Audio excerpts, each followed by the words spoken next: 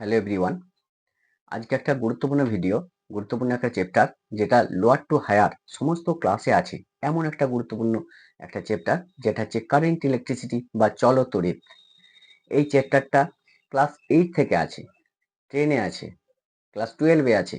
NEET যারা MBBS পরীক্ষা দেবে তাদের এই চ্যাপ্টারটা থেকে অনেক নিউমেরিক্যাল প্রবলেম পড়ে। আর ডিপ্লোমা স্টুডেন্ট যারা আছো পলিটেকনিক, তাদের জন্য গুরুত্বপূর্ণ একটা চ্যাপ্টার, তাহলে একটা ভাইটাল চ্যাপ্টার।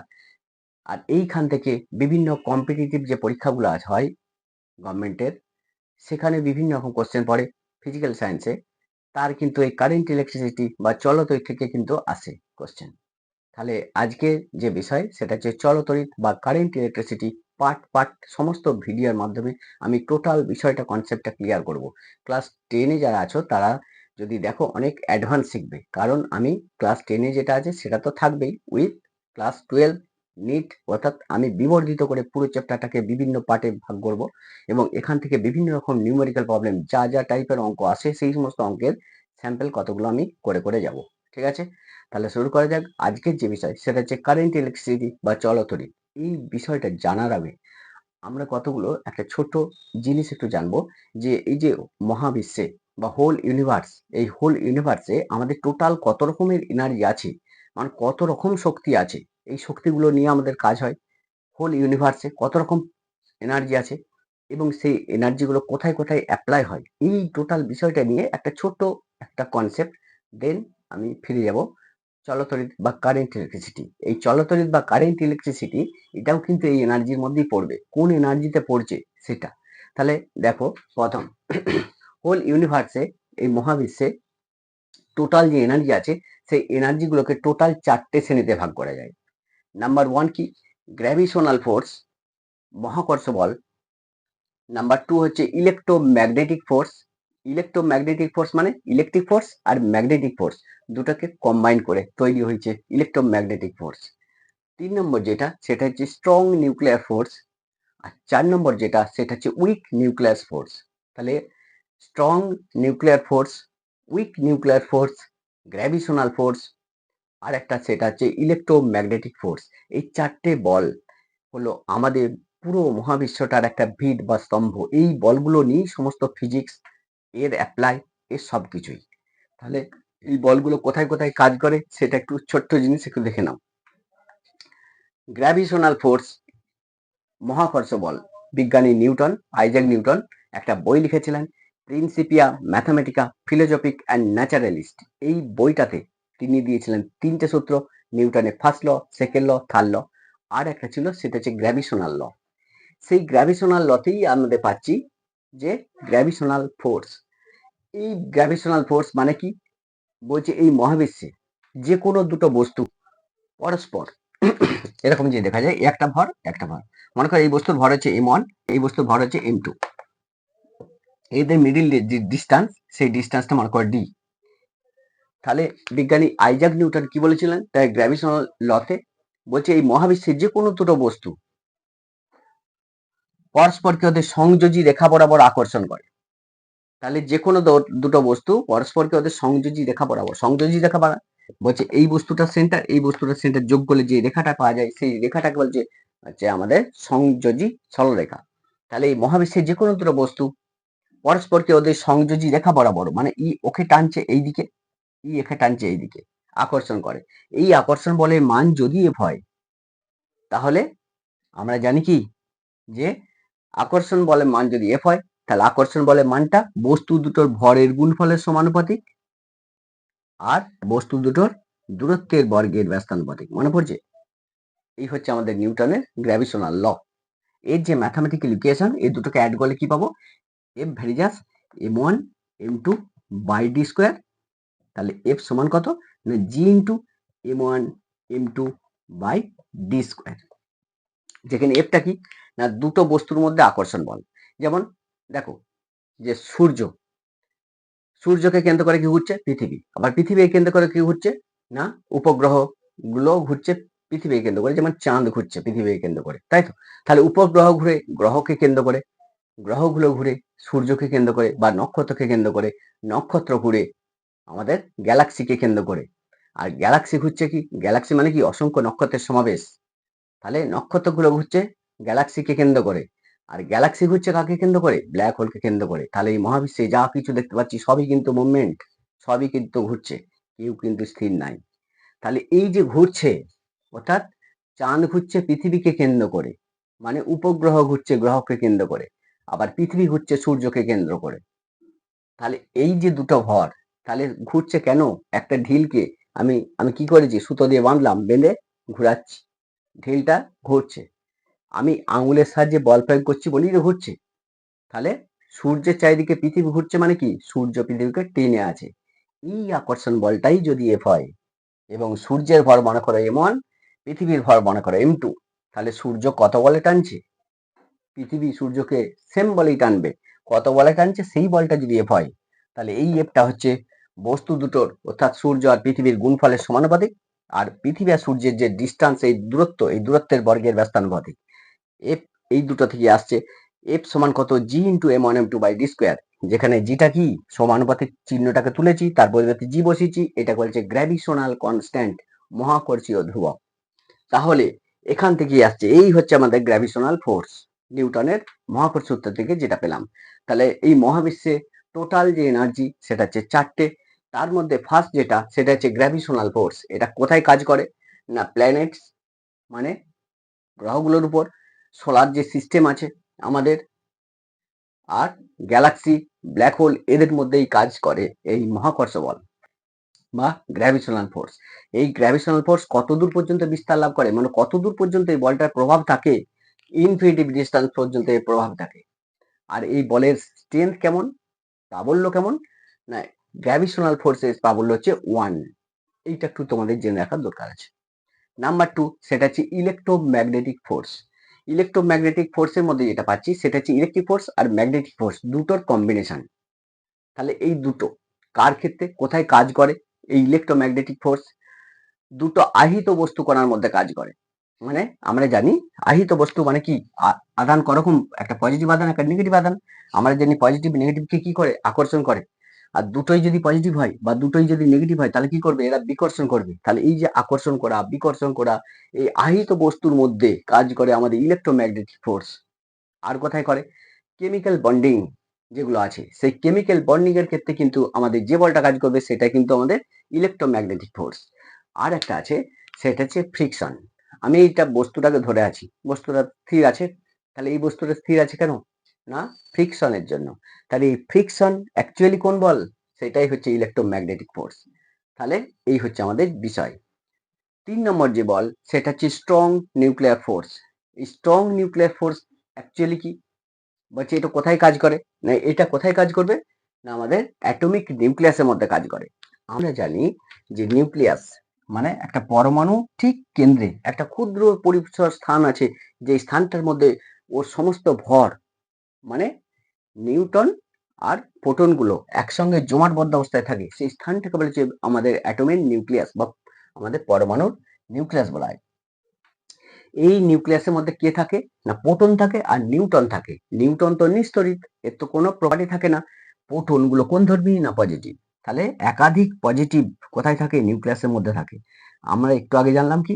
না পজিটিভ পজিটিভকে কি করবে? বিকর্ষণ করবে। তাহলে নিউক্লিয়াসের মধ্যে তো একাধিক পজিটিভ একসঙ্গে জমাটবদ্ধ অবস্থায় থাকে।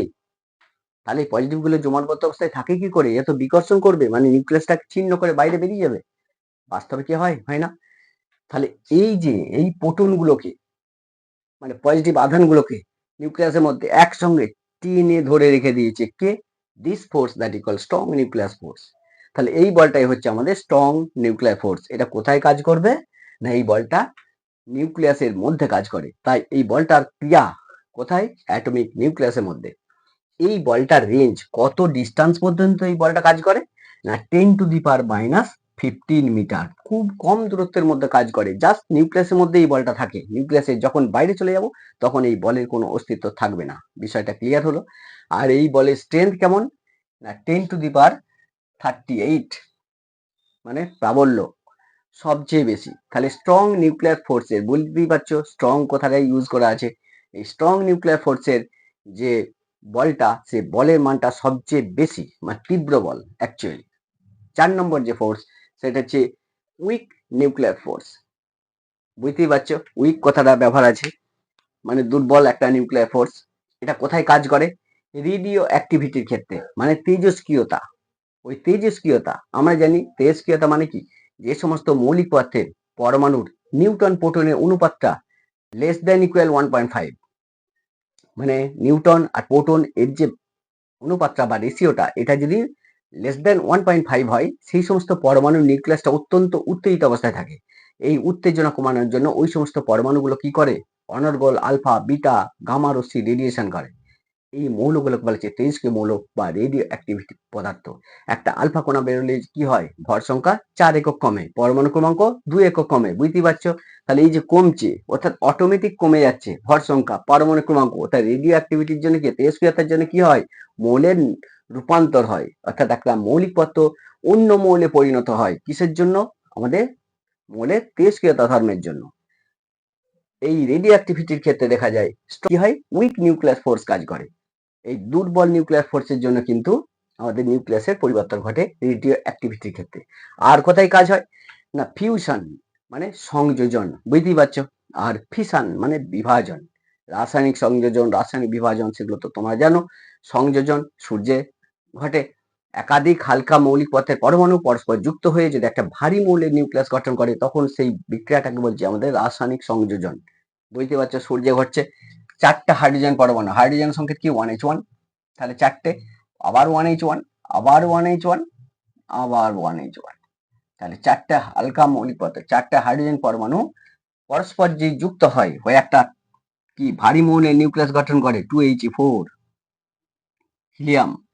তাহলে 4টা হাইড্রোজেন পরমাণু পরস্পর যুক্ত একটা হিলিয়াম পরমাণু গঠন করছে। এখানে কি হচ্ছে, তা হালকা মৌলিক পদার্থের পরমাণুগুলো যুক্ত একটা ভারী মৌলের নিউক্লিয়াস গঠন করছে। এইটাই হচ্ছে রাসায়নিক সংযোজন। এই রাসায়নিক সংযোজন বা রাসায়নিক বিভাজন একটা ভারী মৌলের নিউক্লিয়াস ভেঙে একাধিক হালকা মৌলিক পদার্থের নিউক্লিয়াস গঠন করে, সেটা হচ্ছে নিউক্লিয়ার বিভাজন। এর ক্ষেত্রে কিন্তু আমাদের উইক নিউক্লিয়াস ফোর্স কাজ করে। এই উইক নিউক্লিয়াস ফোর্স কতটা রেঞ্জের মধ্যে কাজ করে, সেটা হচ্ছে 10⁻18, দূরত্বটা অনেকটাই কম। আর এর যে প্রাবল্য ক্ষমতা কত না, স্ট্রেংথ হচ্ছে 10⁻25, এই হচ্ছে প্রাবল্য। তাহলে এখান থেকে আমি যেগুলো পেলাম, আলটিমেট বিষয়টা কোনটা কি তার অ্যাপ্লাই, সেটা একটু হালকা করে বললাম। দেখো একটা জিনিস, যে এখান থেকে বোঝা যাচ্ছে যে গ্র্যাভিটেশনাল যে ফোর্স বা মহাকর্ষ বল, এই বলের মানটা কিন্তু সবচেয়ে কম তীব্র। দেখো সবচেয়ে তীব্রতা সবচেয়ে কম 1, সবচেয়ে বেশি কার, আমাদের সবচেয়ে বেশি এটা, সেটা হচ্ছে আমাদের স্ট্রং নিউক্লিয়ার ফোর্স, এর প্রাবল্য সবচেয়ে বেশি, এর ক্ষমতা সবচেয়ে বেশি। তারপরে কার বেশি, তারপরে হচ্ছে ইলেকট্রোম্যাগনেটিক ফোর্স। বুঝতে পারছো, ইলেকট্রোম্যাগনেটিক ফোর্স একটা এক্সাম্পল স্বরূপ বলতে পারলি যে এইটা তো মহাকর্ষ বল, এইটা হচ্ছে ইলেকট্রোম্যাগনেটিক ফোর্স। ছোটবেলায় তোমরা দেখেছো, দেখো একটা জিনিস, যে এটা মনে করো আর্থ, পৃথিবী, এখানে কতগুলো কাগজের টুকরোকে রাখলে, একটা চিরুন নিলে শীতকালে ভালো করে মাথায় চুললে, করে চিরুনিটা যখনই তুমি এখানে ধরবে, তখন দেখবে এই কাগজের টুকরোগুলো উপর দিকে উঠে যাচ্ছে। তারপরে কি, এটা একটা, যখন চিরুনিটা নিলাম দিয়ে মাথাটা আঁচুরলাম, তখন কি হলো, আহিত হয়ে গেল। তাহলে আহিত বস্তু নিস্তরিত বস্তুকে আকর্ষণ করে। তাহলে কাগজের টুকরোগুলোকে টেনে তুলে দিল উপর দিকে, যখন কাগজের টুকরোগুলোর কাছে চিরুনিটা নিয়ে যাবো, তখন কাগজের টুকরোগুলো উপর দিকে উঠে গেল। তাহলে কাগজের টুকরোগুলো নিচে ছিল কেন, পৃথিবী পৃষ্ঠে ছিল কেন, না পৃথিবী প্রত্যেকটা বস্তুকে তার সেন্টারের দিকে আকর্ষণ করে। এই আকর্ষণ বলটাকে বলছে আমাদের অভিকর্ষ বল বা গ্র্যাভিটেশনাল ফোর্স। তাহলে অভিকর্ষ বল নিচের দিকে কাজ করে, মানে পৃথিবী টেনে আছে নিচের দিকে কাগজগুলোকে। আমি যখনই চিরুনি আঁচড়লাম, তখন কি হলো না, ওই চিরুনির মধ্যে কি হলো, চিরুনিটা আহিত হয়ে গেল, মানে পজিটিভ আধানে ভরে গেল। তখন এ কি করলো, এই পজিটিভ আধান ওকে আকর্ষণ করলো, টানলো। যখনই টানছে, তখনই অভিকর্ষ বলের প্রভাবকে কাটিয়ে কাগজের টুকরোগুলো উঠে গেল। মানে কোনটা বেশি, আহিত বস্তুর ক্ষমতা বেশি। বুঝতে পারলে, সেটা একটা জাস্ট বললাম। এবার যেটা আসবো, সেটা হচ্ছে সিলেবাসের দিকে আসছি। আজকে যে সিলেবাসটা তোমাদের আলোচনা করব, সেটা হচ্ছে চলতড়িৎ বা কারেন্ট ইলেকট্রিসিটি।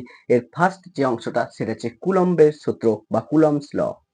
দেখো, তড়িৎ করকম অ্যাকচুয়ালি না, তড়িৎ হচ্ছে দু প্রকার, একটা হচ্ছে স্থির তড়িৎ আর একটা হচ্ছে চলতড়িৎ। তড়িৎ কখন সৃষ্টি হয়, বলছে এটা মনে করো একটা পরিবাহী বা একটা কন্ডাক্টর। বলছি এই পরিবাহীর মধ্যে যদি ইলেকট্রন যায়, মানে ইলেকট্রন যদি চলাচল করে, তখন এর বিপরীত দিকে একটা ইলেকট্রোম্যাগনেটিক ফিল্ড পাবো। এই ফিল্ডটাকে বলছি কারেন্ট, যেটাকে আই দিয়ে ডিনোট করা হয়। তাহলে ইলেকট্রন যেদিকে যাবে, তার বিপরীত দিকে আমি কারেন্ট পাবো। ইলেকট্রন যদি না যায়, তাহলে কারেন্ট পাবো না। ব্যাস এটাই। বলছে যে যদি কোন একটা ওয়েফার বা কোন একটা পদার্থের মধ্যে যদি ইলেকট্রন এক্সট্রা থাকে, ইলেকট্রন কি আছে, এক্সট্রা ইলেকট্রন আছে, বাট ইলেকট্রনগুলো যদি চলাচল করতে না পারে, তাহলে এই তড়িৎটাকে বলছি আমাদের স্থির তড়িৎ। তাহলে বা স্ট্যাটিক ইলেকট্রিসিটি। স্থির তড়িৎ বা স্ট্যাটিক ইলেকট্রিসিটি কাদের বলে? বলছে যে তড়িৎ এক জায়গায় স্থির থাকে, চলাচল করতে পারে না, তাদের হচ্ছে স্থির তড়িৎ। আর চলতড়িৎ কাকে বলে? বলছে ইলেকট্রনগুলো যদি এক জায়গা থেকে অন্য জায়গায় যাতায়াত করতে পারে। তাহলে ইলেকট্রন যদি যায় তাহলে কি হবে? তার বিপরীত দিকে কারেন্ট পাবো। তাহলে ইলেকট্রন যদি কোনো পদার্থের মধ্যে চলাচল করতে পারে, তখন যে তড়িতের সৃষ্টি হয় সেই তড়িৎটাকে বলছি চলতড়িৎ। আর ইলেকট্রনগুলো যদি একাধিক ইলেকট্রন যদি কোনো বস্তুর মধ্যে স্থির অবস্থায় থাকে, তখন যে তড়িৎ সৃষ্টি হয় সেটাকে বলছি স্থির তড়িৎ বা স্ট্যাটিক ইলেকট্রিসিটি। আর যদি ইলেকট্রন যায় তখন সেটাকে বলছি কারেন্ট ইলেকট্রিসিটি বা চলতড়িৎ। আজ আধান করকম না, আধান হচ্ছে দু রকম, একটা হচ্ছে পজিটিভ আধান, একটা হচ্ছে নেগেটিভ আধান। পজিটিভ আধান কখন তৈরি হয়? আমরা জানি একটা পরমাণুর মধ্যে যতগুলো প্রোটন থাকে ততগুলোই কি থাকে? ইলেকট্রন থাকে। মানে যতগুলো প্লাস থাকে একটা পরমাণু যদি হয়, এর যদি মনে করো দুটো প্লাস থাকে তাহলে দুটো কি থাকবে? ইলেকট্রন মানে কি? নেগেটিভ। তাহলে দুটো নেগেটিভ থাকে। এটা হচ্ছে স্বাভাবিক। একটা প্লাস একটা মাইনাসকে নিষ্ক্রিয় করে, এই প্লাসটা এই মাইনাসকে নিষ্ক্রিয় করে। তাহলে কোনো পরমাণুর মধ্যে যতগুলো প্রোটন থাকে ততগুলোই কি থাকে? ইলেকট্রন থাকে। প্রোটনগুলোর পজিটিভ, ইলেকট্রনগুলোর নেগেটিভ, পরস্পরকে নিষ্ক্রিয় করে দেয়। এই জন্য একটা পরমাণু হয় নিস্তড়িত। যদি কোনো পরমাণু থেকে ইলেকট্রন যতগুলো ছিল তার থেকে যদি একটা মনে করে বের করে নেওয়া হয়, মনে কর ছিল দুটো, আমি একটা ইলেকট্রন বের করে নিলাম, তখন কি হবে? এখানে একটা ইলেকট্রন ঘাটতি হবে। দেখো, একটা প্লাস একটা মাইনাসকে কি করবে? নিষ্ক্রিয় করবে। এই পজিটিভটা এই মাইনাসকে নিষ্ক্রিয় করার জন্য খুঁজবে, কিন্তু কোনো ইলেকট্রন আছে? নেই। ইলেকট্রন ছিল, আমি ইলেকট্রনটা কি করেছি? বাইরে বের করে নিয়েছি। তাহলে পরমাণুটা তখন পজিটিভ আধানে আহিত হয়ে যাবে। অর্থাৎ কোনো পরমাণুতে যদি ইলেকট্রনের ঘাটতি হয়, তখন সেই পরমাণুটা হয় পজিটিভ। আর এইটাই হচ্ছে তার আহিত অবস্থা। আর নেগেটিভ কি?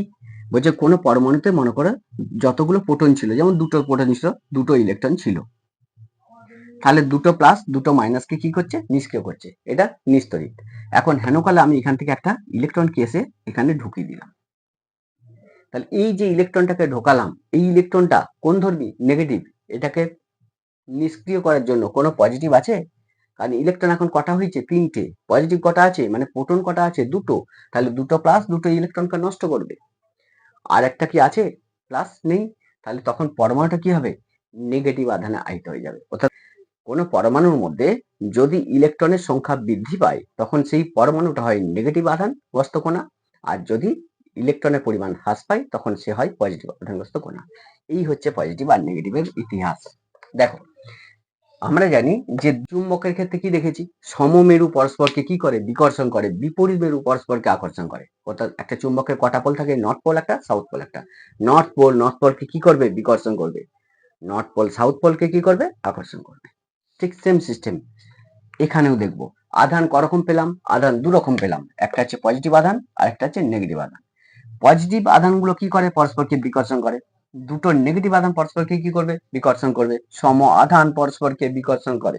আর বিপরীত আধান একটা প্লাস একটা মাইনাস আকর্ষণ করবে। তাহলে এই হচ্ছে এই আকর্ষণ বিকর্ষণ নিয়ে যে সূত্র বিজ্ঞানী কুলম্ব দিয়েছিল, যে একটা পজিটিভ একটা নেগেটিভ আধান আকর্ষণ করে, কত বলে আকর্ষণ করে, বা দুটো পজিটিভ আধানকে যদি পাশাপাশি রাখি তাহলে এরা বিকর্ষণ করবে, কত বলে বিকর্ষণ করবে। এই নিয়ে সূত্র হচ্ছে কুলম্বের সূত্র, সেটা হচ্ছে কুলম্বস ল। আসা যাবে। দেখো, বিজ্ঞানী কুলম্ব কি বললেন? বলছে দুটো বিন্দু আধান, এ একটা আর এ একটা। এখন বিন্দু আধান কাদের বলে? বলছে যে বিন্দু আধান, বিন্দু আলোকোৎস, এই জিনিসগুলো কি অ্যাকচুয়ালি? সূর্যকে বলা হচ্ছে বিন্দু আলোকোৎস। সূর্য প্রকৃতপক্ষে কি বিন্দু আলোকোৎস? বিরাট আলোকোৎসের ভান্ডার। তাহলে বিন্দু কেন বলা হচ্ছে? বিন্দু কথাটা তখনই ইউজ হবে যে উৎস এবং বস্তুর মধ্যে দূরত্ব যদি অনেক বেশি হয়, তখন ওই উৎসটাকে বলছি বিন্দু আলোক উৎস। বিষয়টা ক্লিয়ার হলো আমি কি বলতে চাইলাম? বলছে দুটো আলোক উৎসের মধ্যে মিডিল ডিস্টেন্স যদি অনেক বেশি হয়, বা দুটো বস্তু এবং উৎস যেমন পৃথিবী এবং সূর্য, এদের মাঝের দূরত্ব কি অনেক বেশি, এই মাঝের দূরত্বটা যদি অনেক বেশি হয়, তখন সেই উৎসটাকে আমি বলবো বিন্দু উৎস। মানে এখানে যেহেতু সূর্য আছে, তাহলে সূর্যকে বলবো বিন্দু আলোক উৎস। কেন বলছি না? সূর্য এবং পৃথিবীর মাঝের দূরত্বটা অনেক বেশি। এই মাঝের দূরত্বটার উপর নির্ভর করছে সে বিন্দু হবে না বিন্দু হবে না। যদি অনেক বেশি হয় মিডিল ডিস্টেন্স তখন সেটাকে বলবো বিন্দু আলোকোৎস। ঠিক সেম সিস্টেম, দুটো বিন্দু আধান, মনে করো একটা হচ্ছে Q1, একটা হচ্ছে Q2 আধান, দুটো বিন্দু আধান বলছি কেন, বলছি একটা আধান একটা আধান অনেকটা দূরত্বে রাখা হয়েছে, তাহলে এদের মিডিল ডিস্টেন্সটা অনেক বেশি, এই জন্য এগুলোকে বলছি বিন্দু আধান। তাহলে এই মিডিল ডিস্টেন্সটা কত, সেটা হচ্ছে ডি ধরলাম। এখন দুটোই যদি পজিটিভ হয় এরা কি করবে, বিকর্ষণ করবে। একটা পজিটিভ মনে করো হলো, আর একটা যদি মনে করো পজিটিভ হয় আর একটা যদি নেগেটিভ হয় তাহলে আকর্ষণ করবে। তাহলে আকর্ষণ করতে পারে অথবা বিকর্ষণ করতে পারে, এই জন্য এই দুটো জিনিসই ঘটে। দুটোই যদি পজিটিভ হয় বা দুটোই নেগেটিভ হয় তাহলে কি করবে, বিকর্ষণ করবে। একটা পজিটিভ একটা নেগেটিভ হলে এরা আকর্ষণ করবে।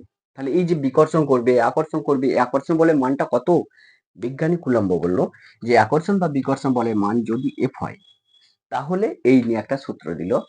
কি বলেছিল বিজ্ঞানী কুলম্ব তার লতে, বলছে দুটো বিন্দু আধানের মধ্যে আকর্ষণ হতে পারে অথবা বিকর্ষণ হতে পারে। তাহলে দুটো বিন্দু আধানের মধ্যে আকর্ষণ বা বিকর্ষণ বলের মান এফটা আধান দুটোর গুণফলের সমানুপাতিক এবং ওদের মধ্যবর্তী দূরত্বের বর্গের ব্যস্তানুপাতিক। এইটা হচ্ছে কুলম্বের ল। তাহলে দুটো বিন্দু আধানের মধ্যে আকর্ষণ বা বিকর্ষণ বলের মান আধান দুটোর গুণফলের সমানুপাতিক এবং ওদের মধ্যবর্তী দূরত্বের বর্গের ব্যস্তানুপাতিক। একটু ম্যাথামেটিক্যাল দিকটা দেখা যাক। মনে করো এটা একটা আধান Q1, এটা একটা আধান Q2, এদের দূরত্ব অনেক বেশি আছে, তাহলে আমি আধানগুলোকে বলছি তখন বিন্দু আধান। তাহলে দুটো বিন্দু আধান পরস্পর ডি দূরত্বে আছে, তাহলে এদের মধ্যে আকর্ষণ বল বা বিকর্ষণ বল যদি পজিটিভ হয় দুটোই, দুটোই নেগেটিভ হয় তাহলে বিকর্ষণ করবে, যদি একটা পজিটিভ একটা নেগেটিভ হয় তাহলে আকর্ষণ করবে। তাহলে এই আকর্ষণ বা বিকর্ষণ বলের মান যদি এফ হয়, কুলম্ব কি বলছে, বলছে আকর্ষণ বা বিকর্ষণ বলের মান আধান দুটোর গুণফলের সমানুপাতিক। এই সমানুপাতিক চিহ্ন দিলাম, আধান দুটোর গুণফল, একটা আধান কত Q1 আরেকটা আধান কত Q2, গুণফল কত Q1 ইন্টু Q2 মানে Q1 Q2। আর কি বললো, এই Q1 Q2 কখন হয়, যখন আর ফিক্স, এই ভাষাটি কিন্তু লিখবে যখন আর ধ্রুবক, যারা মাধ্যমিকে আছো তারা। তাহলে তাহলে কি লিখতে পারি, কুলম্বের সূত্র অনুযায়ী এফ ভ্যারিজাস Q1 Q2 যখন আর ধ্রুবক। আর কি বলছে, এই আকর্ষণ বলের মান আধান দুটোর মধ্যবর্তী দূরত্বের বর্গ তার ব্যস্তানুপাতিক। ব্যস্তানুপাতিক মানে কি 1/d, বর্গ মানে কি ডি স্কোয়ার। তাহলে মধ্যবর্তী দূরত্ব কত না ডি, তার বর্গ কত না ডি স্কোয়ার, ব্যস্তানুপাতিক মানে কি 1 সেই সংখ্যা। ঠিক আছে, মনে করে এক্স আর ওয়াই এরা সমানুপাতে আছে, তাহলে এক্স ভ্যারিজাস ওয়াই, বলছে এক্স ওয়াই যদি ব্যস্তানুপাতে থাকে তাহলে কি দেবো, এক্স ভ্যারিজাস 1/y। তাহলে ব্যস্তানুপাতে থাকে মানে ওয়ানটা অ্যাড হয়ে যাচ্ছে, আর কিছু নেই। সমানুপাতে থাকে মানে ডাইরেক্ট প্রপোর্শনাল, ব্যাস আর কিছু নেই। তাহলে এই হচ্ছে কুলম্বের ল। তাহলে কি বলেছিল, আধান দুটো গুণফলের সমানুপাতিক, আকর্ষণ বলের মানটা মানে এফ ভ্যারিজাস Q1 Q2, আর আর ওদের মধ্যবর্তী দূরত্বের বর্গের ব্যস্তানুপাতিক, মানে মধ্যবর্তী ডি হয় তার দূরত্ব বর্গ কত ডি স্কোয়ার, তার ব্যস্তানুপাতিক আকর্ষণ বলের মানটা। তাহলে এফ ভ্যারিজাস 1/d স্কোয়ার। এটা কি লিখবে, যখন যখন Q1 Q2 ধ্রুবক, মানে এরা যখন ফিক্স থাকে, তাহলে Q1 Q2 যখন ফিক্স থাকে এই ভাষাগুলি কিন্তু অবশ্যই লিখতে হবে, নাহলে হবে না। এরপর এই দুটো সূত্রকে অ্যাড করো, তাহলে F varies as Q1 Q2 F varies as 1/d square. তাহলে এফ ভ্যারিজাস কি লিখতে পারি না Q1 Q2 by D square লিখতে পারি। তাহলে দুটোকে অ্যাডজাস্ট করলে এই সমানুপাতিক চিহ্নটাকে আমি এবার তুলবো, তুললে কি বলবো, একটা সমানুপাতিক ধ্রুবক বসাবো। সেই ধ্রুবকটাই হচ্ছে আমাদের ধরলাম k, k Q1 Q2 by D square. এই যে কেটা পেলাম, এই কে এর একটা মান আছে, এই কে এর মান কত না কে সমান কত হয় 1/4πε0। এইটাকে বলছে এপসাইলন। এইটা ই কেমন লিখি, এরকম ই লিখি, ই এর মাথাটা কেটে দেবো, তাহলে এপসাইলন হয়ে গেল। আচ্ছা, এটা হচ্ছে এপসাইলন, বুঝতেই পারছো। এখানে যদি আমি 0 বসিয়ে দিই তাহলে এটাকে বলছি এপসাইলন নট। এখানে যদি আমি 1 বসাই তাহলে এপসাইলন 1, এখানে যদি 2 বসাই তাহলে এপসাইলন 2, তাহলে এপসাইলন 0 যদি বসাই তাহলে এপসাইলন 0 না বলে এটাকে বলেছি এপসাইলন নট। তাহলে সেইটাই লিখেছি, কে এর মানটা কত 1/4π এপসাইলন নট। এপসাইলন নট কোথা হয় আর এপসাইলন কোথা হয় সেটা একটু বুঝে নাও। যদি দুটো আধান শূন্য মাধ্যমে থাকে বা বায়ু মাধ্যমে থাকে, মানে এটা যদি এয়ার অথবা ভ্যাকুয়াম, তাহলে যদি শূন্য মাধ্যমে দুটো আধানকে রাখা হয় অথবা বায়ু মাধ্যমে রাখা হয়, তখন যে মানটা পাবো সেটা হচ্ছে এফ সমান কত, 1/4 pi epsilon naught Q1 Q2 by D square. এটা কোথায় হবে না শূন্য মাধ্যমে অথবা বায়ু মাধ্যমে, তাহলে এটা হচ্ছে শূন্য মাধ্যম অর এয়ার মাধ্যম, মানে বাতাস, বায়ুতে। বায়ুতে এখানে কি হয়, বাতাসের ক্ষেত্রে কি লিখবো, এপসাইলন নট লিখবো। যদি বায়ু মিডিয়াম না হয়, এই আধানগুলোকে মনে করে নিয়ে আমি জলে ডুবিয়ে দিলাম, দূরত্ব একই রেখেছি, আধানগুলো একই রেখেছি, জলে নিয়ে গেলাম, তখন কি হবে, যে কোনো মিডিয়ামে নিয়ে যাও তখন হবে এপসাইলন। তাহলে এপসাইলন কখন হয়, যদি যে কোনো মিডিয়ামে নিয়ে যায় তখন হয় এপসাইলন, আর যদি বাতাসে বা শূন্য মাধ্যমে পরীক্ষাটা করা হয় তখন এপসাইলন নট, মানে এপসাইলনের নিচে 0 দেবো, এখানে কিছুই দেবো না। বিষয়টা ক্লিয়ার হলো? তাহলে কুলম্বের সূত্রের যে গাণিতিক যে ইকুয়েশন সেটা কিন্তু এটাই।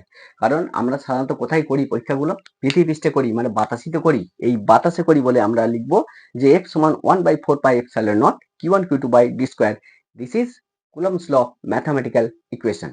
এইটাই হচ্ছে কুলম্ব লয়ের আমাদের ম্যাথামেটিক্যাল ইকুয়েশন। যখন কুলম্বের সূত্রটা হলো তখন কুলম্ব সূত্রের একটা ভেক্টর রূপ, এইটা একটু জেনে নাও। ভেক্টর রূপটা কি এইটা একটু জেনে নাও, কারণ এখানে কুলম্বের সূত্রের ভেক্টর রূপ, কুলম্বের সূত্রের ভেক্টর রূপ,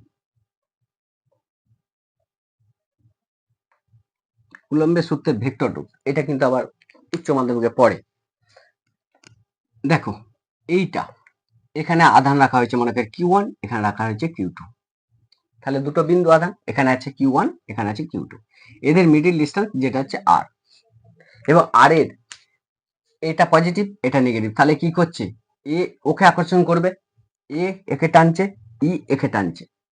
তাহলে মনে করো যে Q1 আধানটা কে টানছে না Q1 আধানটা Q1 আধান Q2 কে টানছে, তাহলে Q1 Q2 এর উপর কত বলে টানছে, সেই আকর্ষণ বলটা যদি F হয় তাহলে আমি লিখছি F। কে টানছে, Q1 টানছে, মানে ই টানছে, Q1 ওই জন্য 1 লিখেছি। কাকে টানছে, 2 কে, Q2 কে, ওই জন্য 2 লিখলাম। তাহলে F1 2 2, তাহলে F1 2 মানে কি, প্রথম আধানটা দ্বিতীয় আধানটাকে যে বলে টানছে সেই আকর্ষণ বল। এইখান থেকে কুলম্বের লটা কি পাচ্ছি, যে এইখান থেকে যদি লিখি তাহলে 1/4 পাই এপসাইলন নট কি লিখতে পারি, যে Q1 Q2 by R square লিখতে পারি কুলম্বের ল অনুযায়ী। তাহলে দেখো কুলম্বের সূত্র অনুযায়ী কি হয়, যে মনে করো যে Q1 আধানটা Q2 কে টানছে, মনে করো এটা পজিটিভ এটা নেগেটিভ, তাহলে কি আকর্ষণ করবে, তাহলে এ ওকে টানবে, তাহলে Q1 টানছে Q2 কে, ওই জন্য কত বলে টানছে সেটা যদি F হয়, আমি লিখছি F122, মানে 1 নম্বরটা টানছে 2 নম্বরকে। কুলম্বের সূত্র অনুযায়ী কি পেলাম, এই আকর্ষণ বলটা কত হবে, 1/4 pi epsilon naught Q1 Q2 by R square. কোথায় টানছে, বাতাসে, ওই জন্য Q1 নট করে দিয়েছি। সেটা কি একটা তো ডাইরেকশনে টানছে, মানে কোন দিকে টানছে, মনে করো এই ডাইরেকশনে টানছে, আমি সিম্পল বলছি, একে টানছে কোন দিকে, এই দিকে টানছে, তাহলে এই দিকে টানছে, একটা ডাইরেকশনে টানছে, ওই ডাইরেকশনটার জন্য আমি এখানে ইউজ করব আর ক্যাপ। বিষয়টা ক্লিয়ার হলো? তাহলে আর ক্যাপটা কি বোঝাচ্ছে না ডাইরেকশনকে বোঝাচ্ছে, বোঝা গেল? আমরা একটা জানি যে ক্লাস 11 স্টুডেন্ট যারা তারা দেখেছো যে এন ক্যাপ মানে ইউনিট ভেক্টর বার করতে গেলে আমরা কি লিখি, যে vector a by mod a. তাহলে ইউনিট ভেক্টর এ ভেক্টরের একক ভেক্টর যদি বার করতে বলে, যদি বলে এই একটা ভেক্টর, এই ভেক্টরের একক ভেক্টর কত, তখন কি লিখবে, যে এন ক্যাপ, একক ভেক্টরকে আমরা এন ক্যাপ দিয়ে ডিনোট করি, এন ক্যাপ সমান কত, vector a by mod a. এখন এটাকে যদি একটু ক্যালকুলেশন করি, এন ক্যাপ সমান কত না vector a by mod a সমান কত, মড এ মানে সেই ফর্মুলাটাকে এখানে কাজে লাগাবো। তাহলে এখানে যে ফর্মুলাটা কাজে লাগাবো সেটা কোনটা, দেখো এখানে এইটার পরিবর্তে কি আছে, আর ক্যাপ আছে, তাহলে আর ক্যাপ সমান কত না ভেক্টর আর বাই আর লিখতে পারি, সেইটাই লিখবো এখানে। দেখো তাহলে এটা লিখতে পারি 1/4 পাই এপসাইলন নট কত Q1 Q2 by R square into R ক্যাপের পরিবর্তে কি লিখতে পারি না, আর ক্যাপের পরিবর্তে লিখতে পারি ভেক্টর আর বাই আর। দেখো এ একটা আর এই আর স্কোয়ার, তাহলে এরা কি হবে, মাল্টিপ্লাই হবে, গুণ হবে, তাহলে এক্ষেত্রে কি হবে 1/4 pi epsilon naught Q1 Q2 by কত আর স্কোয়ার ইন্টু আর সমান কত আর কিউ ইন্টু ভেক্টর আর। এটা কি না ফোর্স 1 to 2, মানে 1 নম্বর 2 নম্বর, মানে 1 নম্বর 2 নম্বরকে যে বলে টানছে, মানে 2 নম্বরের উপর 1 নম্বরের আকর্ষণ বল। এই হলো আমাদের কুলম্ব লয়ের যে ভেক্টর রূপটা। তাহলে কুলম্বের লয়ের ভেক্টর রূপটা কি অ্যাকচুয়ালি না F1 to 2 1/4 pi epsilon naught Q1 Q2 by RQ into vector R. বিষয়টা ক্লিয়ার হলো? তাহলে এই অংশটা কিন্তু একটা প্রমাণটা ক্লাস 12 এর ছেলেদের পরে অনেক সময় একটা এমসিকিউ হিসাবে দিতে পারে যে কুলম্ব লয়ের ভেক্টর রূপটি হলো বলে 4টা অপশন, তার মধ্যে এটা একটা থাকবে, দেখবে এটা যা থাকলে তোমরা এটা সেটা রাইট চিহ্ন করবে। এইগুলো একটু দেখে নাও 12 এর যারা স্টুডেন্ট, যেহেতু ভেক্টর রূপটা করালাম এই অংশটা একটু বলে দিচ্ছি যে কুলম্বের সূত্রের আমি দু রকম পাই, একটা হচ্ছে 1/4 pi epsilon Q1 Q2 by R square, এটা একটা পেলাম এখানে, আর এখানে এদের মিডল ডিস্টেন্স মনে করো আর, এটা মনে করো Q1, এটা মনে করো Q2, ঠিক আছে, এটা করতে পারি। আর একটা কি পেলাম যে f সমান কত 1/4 pi কে এপসাইলন নট, দেখো 1/4 pi কে epsilon naught into Q1 Q2 by R square. দেখো দুটো কেন হচ্ছে সেটা, এই যে ফার্স্টের সূত্রটা এটা আর এটা দ্বিতীয় ল একই জিনিস, কুলম্বের সূত্রটা কোনো চেঞ্জ নাই, এখানে নতুন কিছু নাই। এটা কখন কাজ হয় আর এটা কখন কাজ হয় সেটা একটু দেখে নাও। এটা কার ক্ষেত্রে প্রযোজ্য, এটা হচ্ছে এনি মিডিয়াম, যে কোনো মাধ্যমে, কোনো মাধ্যমে, যে কোনো মাধ্যমে, কার শূন্য মাধ্যম ছাড়া, তাহলে কি হবে উইদাউট শূন্য মাধ্যম ছাড়া,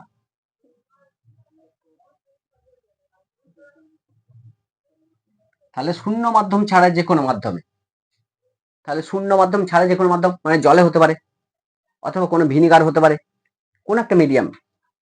তাহলে এই আধানগুলোকে যদি শূন্য মাধ্যম, মানে আমি যেখানে করছি বায়ু মাধ্যম শূন্য মাধ্যম এগুলো ছাড়া, বাতাস বা শূন্য মাধ্যম ছাড়া, তাহলে এই দুটো আমরা কোথায় করছিলাম বাতাসে করছিলাম, যদি বাতাস ছাড়া আমি জলে নিয়ে যেয়ে করি ডিস্টেন্স একই রাখলাম, আধানগুলো একই রাখলাম, কোথায় করছি এই দুটো আধানকে সেম ডিস্টেন্সে নিয়ে যেয়ে জলে ডুবিয়ে দিয়েছি, তখন আকর্ষণ বলটা কত হবে বা বিকর্ষণ বলটা কত হবে, সেই সূত্রটা হচ্ছে এটা 1/4 pi epsilon Q1 Q2 by R square, epsilon naught হবে না।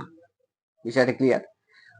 এই সূত্রটা কখন হয় বলছি যদি তুমি পরীক্ষাটা বাতাসে করো অথবা শূন্য মাধ্যমে করো, তখন কি হবে 1/4 pi কে epsilon naught Q1 Q2 by R square. এটা কোথায় বাতাসে, বায়ুতে বা শূন্য মাধ্যমে, ঠিক আছে। তাহলে কুলম্বের সূত্রটা ওই জন্য আমি দুটো লিখেছি, বিষয়টা একই আছে, নতুন কিছু নাই। দেখো এখানে কি আছে, এখানে একটা জিনিস দেখতে পাচ্ছি 1/4 pi এপসাইলন, আর এখানে তার পরিবর্তে কি আছে, এই অংশটাকে যদি দুটো অংশে আমি ভাগ করি তাহলে একটা জিনিস পাবো, দেখো 1/4 pi এখানেও আছে, 1/4 pi এখানেও আছে, আছে না? তাহলে এই দুটোর মধ্যে ডিফারেন্স কি অ্যাকচুয়ালি, শূন্য মাধ্যম আর যে কোনো মাধ্যম দুটোর মধ্যে ডিফারেন্স কি, যে যেটাই কে এপসাইলন নট এটাই কি অ্যাকচুয়ালি এপসাইলন, পেলাম না, কে এপসাইলন নট যেটাই সেটা হচ্ছে এপসাইলন। এখান থেকে আমি লিখতে পারি কে সমান কত না এপসাইলন বাই এপসাইলন নট। এপসাইলনটা কি, এপসাইলন নটটা কি, এপসাইলন নট এটা কি, এই এপসাইলন নট এটা কি অ্যাকচুয়ালি বলছে এটা হচ্ছে শূন্য মাধ্যমে তড়িৎ ভেদ্যতা, এটা কি বলা হচ্ছে এপসাইলনটাকে বলছে শূন্য মাধ্যমে তড়িৎ ভেদ্যতা, শূন্য মাধ্যমে তড়িৎ ভেদ্যতা।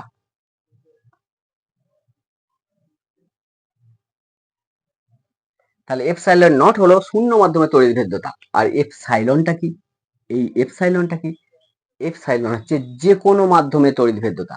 তাহলে এপসাইলনটা কি যে কোনো মাধ্যমে তড়িৎ ভেদ্যতা, এপসাইলন নটটা কি, এপসাইলন নটটা হচ্ছে শূন্য মাধ্যমে তড়িৎ ভেদ্যতা। এই যে কোনো মাধ্যমে তড়িৎ ভেদ্যতা আর আর শূন্য মাধ্যমে তড়িৎ ভেদ্যতা, বুঝতে পারছো, এটা হচ্ছে এনি মিডিয়াম, এনি মিডিয়াম, এটা হচ্ছে শূন্য ভ্যাকুয়াম তড়িৎ ভেদ্যতা, এই হচ্ছে বিষয়। আর কেটা কি, এই কেটা হচ্ছে পোড়া বৈদ্যুতিক ধ্রুবক বা আপেক্ষিক তড়িৎ ভেদ্যতা। তাহলে এই কেটা কি বলা হচ্ছে, এই কেটাকে বলা হচ্ছে পোড়া তড়িৎ বৈদ্যুতিক ধ্রুবক, কি বলা হচ্ছে না পোড়া বৈদ্যুতিক ধ্রুবক, পোড়া বৈদ্যুতিক ধ্রুবক এইটাকে একসঙ্গে বলা হচ্ছে আপেক্ষিক তড়িৎভেদ্যতা। অনেক সময় কোশ্চেন পড়ে।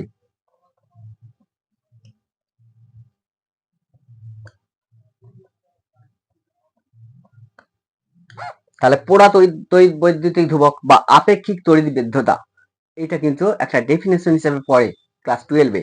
মাধ্যমিকের ছেলেরাও কিন্তু এখানটা দেখে যাবে। অনেক সময় মনে হবে নতুন লাগছে, এটা কি আবার অন্য কিছু নয়। বিষয়টা ক্লিয়ার হয়েছে? আমি এতক্ষণ পর্যন্ত যা বোঝাচ্ছি তোমরা যদি ভালো করে একবার দেখো বিষয়টা বুঝতে পারবে। কে কে বলা হচ্ছে আপেক্ষিক তড়িৎভেদ্যতা বা পোড়া বৈদ্যুতিক ধ্রুবক এপসাইলন, এইটাকে বলা হচ্ছে যে কোনো মাধ্যমে তড়িৎভেদ্যতা। এপসাইলন নটটাকে বলা হচ্ছে শূন্য মাধ্যমে তড়িৎভেদ্যতা। যদি বলা হয় আপেক্ষিক তড়িৎভেদ্যতার সংজ্ঞা দাও, তাহলে কি বলবে? আপেক্ষিক তড়িৎভেদ্যতা চাইছে মানে কে চাইছে, কে কাকে বলে? তাহলে কি বলবো? যে কোনো মাধ্যমে তড়িৎভেদ্যতা এবং শূন্য মাধ্যমে তড়িৎভেদ্যতার অনুপাতটাকে বলা হচ্ছে আপেক্ষিক তড়িৎভেদ্যতা। মুখস্থ করতে হবে না।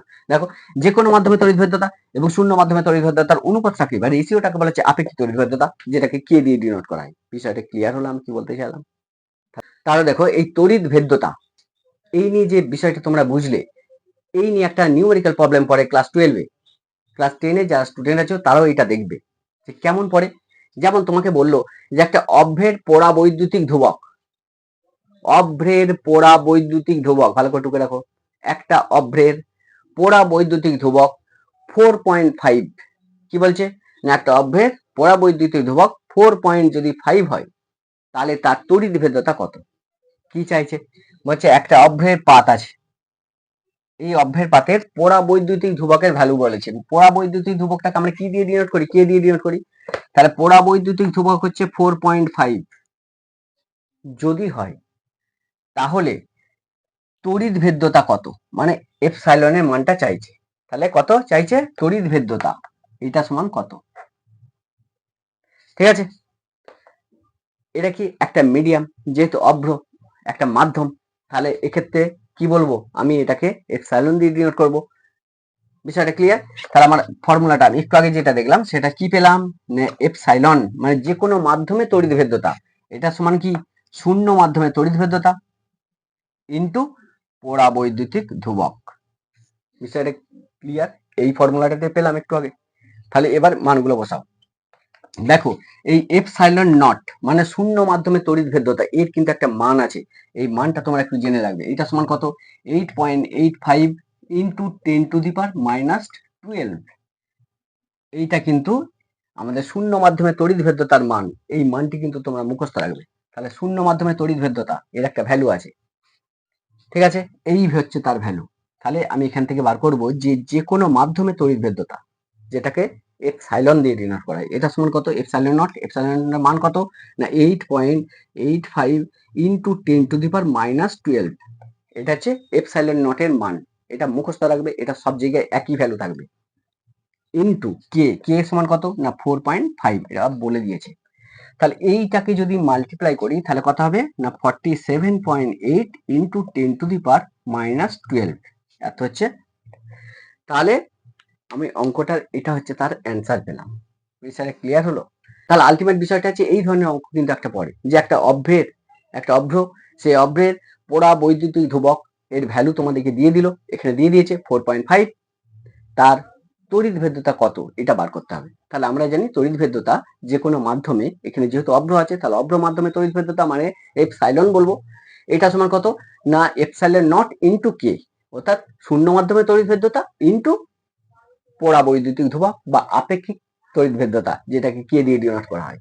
তাহলে ক্যালকুলেশনটা যদি একটু করি তাহলে আমি পাবো এর অ্যান্সার হচ্ছে এটা। বিষয়টা ক্লিয়ার হলো? এরকম করে একটা ম্যাথ কিন্তু পরে 12 ছেলেটা একটু ভালো করে এটা দেখবে। দেখো, কুলম্বের সূত্র থেকে আমরা যেটা পেলাম সেটা হচ্ছে এফ সমান কত না এফ সমান 1/4 এপসাইলন পেলাম তো, নটই ধরো বাতাসে করছি, তাহলে এপসাইলন নট। যাই হোক, এপসাইলন হোক আর এপসাইলন নটই হোক, এর ইউনিটটা একই থাকবে, ডাইমেনশনটা একই থাকবে, Q1 Q2 by R square. এটা হচ্ছে কুলম্ব ল, পেয়েছি। আচ্ছা, কি চাইছি? এপসাইলন বা এপসাইলন নটের এর যে ডাইমেনশন আর ইউনিট এটা চাইবো। তাহলে এপসাইলন চাই, তাহলে এপসাইলন নট এটা সমান কত 1/4 pi into Q1 Q2 by R square into এফটাকে নিচে নিয়ে দাও এফ। আর কিছু বলার আছে? দেখো অন্য কিছু করিনি, এফ সাইলনটাকে আমি এখানে নিয়ে গেছি, এফটাকে নিচে দিয়ে দিয়েছি, আর কিছু করিনি, নতুন কিছু করিনি।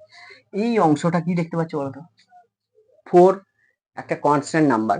পাইটা কি? পায়ের মান 3.14, এটা একটা কনস্ট্যান্ট। কোনো সংখ্যার একক হয়? হয় না। মাত্রা হয়? ডাইমেনশন হয় না। ব্যাস, তাহলে এই অংশের কিন্তু একক মাত্রা নাই। তাহলে একক মাত্রা পেতে গেলে আমাকে এই অংশটা পেতে হবে, এই অংশের পেতে হবে। এটা যদি একটা কন্ডাক্টর বা পরিবাহী হয়, আমাদের তড়িৎ প্রবাহ মাত্রার সংজ্ঞা কি বলছে? বলছে ক্রস সেকশন এরিয়া বা প্রস্থচ্ছেদের ক্ষেত্রফল যদি একক হয়, তাহলে একক প্রস্থচ্ছেদের মধ্য দিয়ে 1 সেকেন্ডে যতগুলো আধান যায় সেইটাকে বলেছে তড়িৎ প্রবাহ মাত্রা। মনে করো 1 সেকেন্ডে এর মধ্যে কতগুলো আধান যাচ্ছে আমি তো জানি না, তাহলে 1 সেকেন্ডে যে আধানগুলো যাচ্ছে সেটা হচ্ছে কিউটি আধান যাচ্ছে। তাহলে একক প্রস্থচ্ছেদের মধ্যে দিয়ে মানে একক ক্ষেত্রফলের মধ্যে দিয়ে, এটা যদি একক প্রস্থচ্ছেদ হয় মানে এই ক্ষেত্রফলটা 1, মানে এর এই ক্রস সেকশন এরিয়াটা 1, এর মধ্যে দিয়ে মনে করো 1 সেকেন্ডে কিউটা আধান যাচ্ছে, বা আমি ধরলাম যে টি সেকেন্ডে, 1 সেকেন্ডেও আমি ধরলাম না, টি সেকেন্ডে এর মধ্যে কতগুলো আধান যাচ্ছে, টি সেকেন্ডে কিউটা আধান যাচ্ছে। তড়িৎ প্রবাহ মাত্রা কাকে বলে? 1 সেকেন্ডে যতগুলো আধান যাবে। তাহলে আমি লিখতে পারি যে টি সেকেন্ডে যায় কিউটি আধান। 1 সেকেন্ডে যায় কতগুলি আধান, মানে কিউ বাই টি। এই 1 সেকেন্ডে যতগুলো আধান যায় সেটাকে কি বলা হয়? তড়িৎ প্রবাহ মাত্রা বা কারেন্ট ইলেকট্রিসিটি। সেটাকে কি দিয়ে ডিনোট করা হয়? আই দিয়ে ডিনোট করা হয়। তাহলে আমি লিখতে পারি আই সমান কত না কিউ বাই টি। এখান থেকে ফর্মুলাটা আসছে। তাহলে আই সমান যদি কিউ বাই টি হয়, তাহলে এখান থেকে লিখতে পারি কিউ সমান কত না কোনাকুনি গুণ করো আই টি। সেই ফর্মুলাটাকে এখানে ইউজ করবো। যে তাহলে আধান সমান কি? প্রবাহ মাত্রা ইনটু টাইম। কি করে হলো? আশা করি তোমরা বুঝতে পারলে, আমি বুঝিয়ে দিলাম। এরপর দেখো আমি এককের দিকে যাচ্ছি। তাহলে এককটা কি হবে? যে কুলম ইনটু কুলম। তাহলে কিউ সমান কত না আইটি হয়েছে। দেখো এই অংশটা দেখে দেখো যে এসআই পদ্ধতিতে বার করছি। তাহলে এসআই পদ্ধতিতে এককগুলো কি হবে একটু বার করে নাও। তাহলে এসআই পদ্ধতিতে একক কি হবে না কুলম। কুলম্বের একক কি? আধানের একক কি? আধানের একক কুলম। তাহলে কিউ ওয়ান এর জন্য কুলম, কিউ টু এটার জন্য কি হবে এটা। তাহলে এসআই পদ্ধতিতে আধানের একক হচ্ছে কুলম্ব, তাই কিউ ওয়ান কিউ টুর জন্য কি লিখছি না কুলম্ব। কিউ ওয়ান এর জন্য এটার জন্য কুলম্ব লিখলাম। আর স্কোয়ার, আরটা কি? এদের মধ্যবর্তী দূরত্ব, সে দূরত্ব কি হবে? দূরত্বের একক কি হয় এসআই পদ্ধতিতে? মিটার। তাহলে এখানে আর স্কোয়ার ছিল মানে এখানে কি হবে? মিটার স্কোয়ার হবে। আচ্ছা, বলের একক কি হবে? নিউটন। তাহলে এসআই পদ্ধতিতে কি হলো না কুলম স্কোয়ার। দেখো নিচে কি পড়ে আছে? মিটার স্কোয়ার আর নিউটন। তাহলে এটা ক্যালকুলেশন করলে কুলম স্কোয়ার, মিটারটাকে উপরে তোলো, মিটার টু দি পাওয়ার -2 আর নিউটন টু দি পাওয়ার -1। এইটা হচ্ছে আমাদের এসআই পদ্ধতিতে এপসাইলন নটের বা এপসাইলন এর একক। বিষয়টা কিউ ওয়ান। কিউ ওয়ানটা কি? আমরা জানি কিউ সমান কত আইটি। কিউ সমান যদি আইটি হয় তাহলে এখানে কি মাত্রা স্বরূপ কি লিখবো দেখো। এবার আসছি ডাইমেনশন বা মাত্রা। দেখো এই অংশের মাত্রাটা কি হবে দেখো, যে আমরা জানি যে কিউ সমান কত না কিউ সমান কত না আইটি। আইটা কি? প্রবাহ মাত্রা, টিটা কি? টাইম।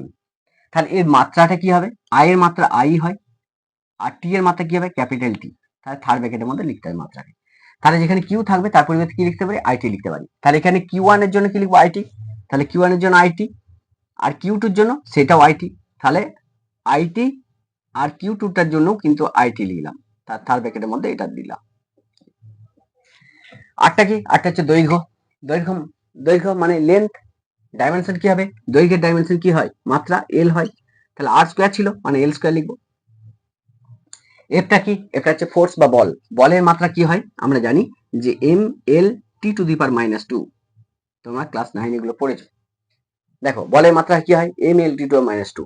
এটাকে যদি একটু ক্যালকুলেশন করি দেখো আইটি আইটি গুণ করলে কত হবে? I square T square. উপরটা পাচ্ছি না? I I I square T T T square. নিচে কি আছে? এল স্কোয়ার আছে আর এল আছে মানে এল কিউ। তারপরে কি আছে? এম। তারপরে কি আছে? টি টু দি পাওয়ার -2। এটা হচ্ছে আমি পেলাম। এটাকে একটু উপরে তোলো, তাহলে কত হবে দেখো। প্রথম দেখে এমটাকে তোলো, এমটাকে তুলে কত হবে? এমটাকে তুলে এম টু দি পাওয়ার -1। এমটাকে উপরে তুলছি এম টু দি পাওয়ার -1। এলটাকে উপরে তুলছি এল Q L two the power -3। এলটাকে উপরে তুলছি এল টু দি পাওয়ার -3। তারপরে কি আছে? I square. তারপরে এই টি স্কোয়ারটাকে উপরে তুললে কত হবে? টি টু দি পাওয়ার 4 হবে। দেখো তাহলে এই হচ্ছে আমাদের এপসাইলন বা এপসাইলন নট যাই বলো তার যে ডাইমেনশন এটা। কত পেলাম, m to the power -1, l to the power -3, i square, t to the power 4। এটা হচ্ছে আমাদের মাত্রা। তাহলে এপসাইলন বা এপসাইলন নটের যে মাত্রা সেটা হচ্ছে এটা। কি করে হলো তোমরা আশা করি বুঝতে পারলে। এরপরে দুটো ছোট ম্যাথ নিউমেরিক্যাল প্রবলেম। তাহলে তোমরা এই বিষয়টা থেকে কি টাইপের অঙ্ক পড়ে সেটাও একটু কনসেপ্টটা ক্লিয়ার করে নাও। বিষয় ক্লিয়ার? দেখো ফার্স্টের যে ম্যাথটা, সেই ম্যাথটা কি বলছে, একটা অঙ্ক মনে করো এটা আছে যে এ একটা আধান আর এই একটা আধান, বলছে এই আধান দুটো পরস্পর ডি দূরত্বে রাখা আছে। তাহলে দুটো আধান, এই আধানগুলো কি বলা হলো, দুটো সমমানের আধান, দুটো সমমানের আধান পরস্পর ডি দূরত্বে আছে। ঠিক আছে, এদের মধ্যে যে আকর্ষণ বলটা কাজ করছে সেটা হচ্ছে মনে করো এফ। তাহলে সমমানের আধান মানে কি, এটাও কিউ আর এটাও কি, এটাও কিউ। তাহলে দুটো সমান মানের আধান পরস্পর ডি দূরত্বে থেকে ওদের মধ্যে যে আকর্ষণ বলটা কাজ করছে সেটা হচ্ছে এফ। এখন বলছে আধানগুলোকে যদি অর্ধেক করে দেওয়া হয়, মানে কিউটাকে কিউ/2 আর আরেকটাকেও কিউ/2 করে দেওয়া হলো, আর দূরত্বটাকে কি করা হলো, দ্বিগুণ করে দেওয়া হলো। দূরত্বটাকে দ্বিগুণ করে দেওয়া হয়েছে, একবারে দ্বিগুণ। তাহলে আগে কত ছিল না, দুটো সমমানের আধান, একটা কিউ, ওইটাও কিউ, এরা পরস্পর ডি ডিস্টেন্সে যখন ছিল তখন এদের মধ্যে যে আকর্ষণ বলটা কাজ করছিল সেটা হচ্ছে এফ। এখন ওই আধানগুলো কি অর্ধেক করে দেওয়া হলো, মানে কিউটা করা হলো কিউ/2, ওই কিউটাও করে হলো কিউ/2, এবং এদের যে মিডিল ডিস্টেন্স এটাকে দ্বিগুণ করে দেওয়া হয়েছে, মানে 2d। এখন এদের মধ্যে বলটা কত কাজ করবে সেটা যদি এফ ডট হয় তাহলে এফ ডটের মানটা কত। বিষয়টা ক্লিয়ার হলো? এরকম একটা ম্যাথ পরে মাধ্যমিক যারা স্টুডেন্ট আছে তারা বুঝতে পারছো, 12 স্টুডেন্টদের তাদের জন্য এটা একটা ইম্পর্টেন্ট। কম্বিনেশন করছি, মানে যে ম্যাথটা করলে দুজনেরই কাজ হবে।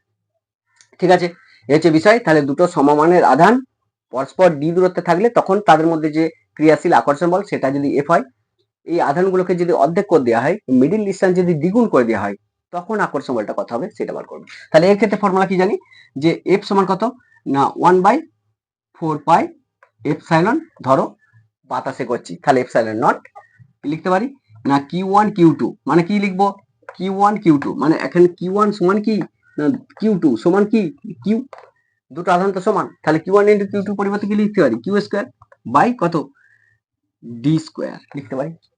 এটা হচ্ছে 1 নম্বর সমীকরণ। এরপর কি করা হয়েছে, এর ক্ষেত্রে কি পাবো, এর ক্ষেত্রে এফ ডট যদি ধরি তাহলে এফ ডট সমান কত না একই রকম ভাবে 1/4 পাই এপসাইলন নট, এটা কোনো চেঞ্জ হবে না।